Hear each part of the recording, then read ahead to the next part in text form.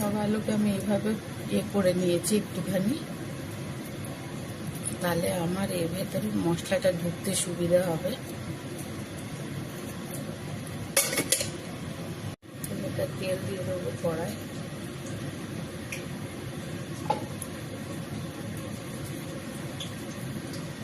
সব আলুগুলোকে ভেজে নেবো।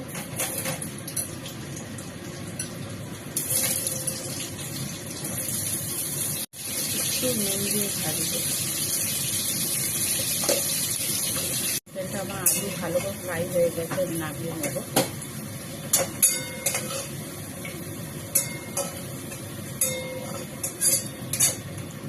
এখানটা মশলা নিয়েছি, টমেটো, কাঁচা লঙ্কা, আদা, কাজু, এগুলো সব আমি একটা পেস্ট করে নেবো। এই তেলের মধ্যে অল্প ঘি দেবো। তেলটা আমি একটু কমিয়ে নিয়েছিলাম।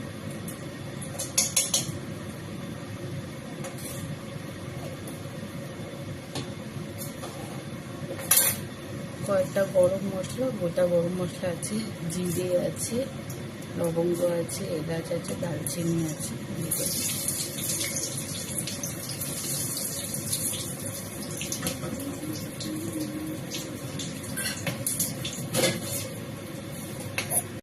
বাটা মশলা দিয়ে দেবো।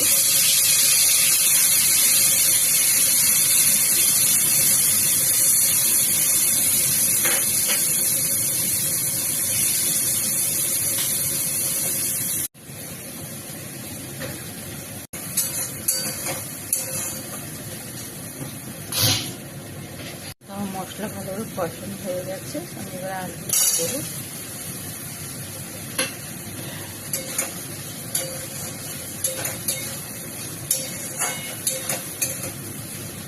স্বাদ মতো নুন দিয়ে দেবো, যেহেতু আমি আগে নুন দিয়েছিলাম। একটু গরম মশলা দিয়ে দেবো। আমার আলুর দম এখানে হয়ে গেছে। এটাকে বন্ধ। দেখো আমি গ্যাসের দুধ বসিয়েছি, দুটো তেজপাতা দিয়ে দিলাম। এবারে এই সিমেন্টগুলো মধ্যে দিয়ে দেবো। এটা একটু ভেজে নিয়েছি আমি।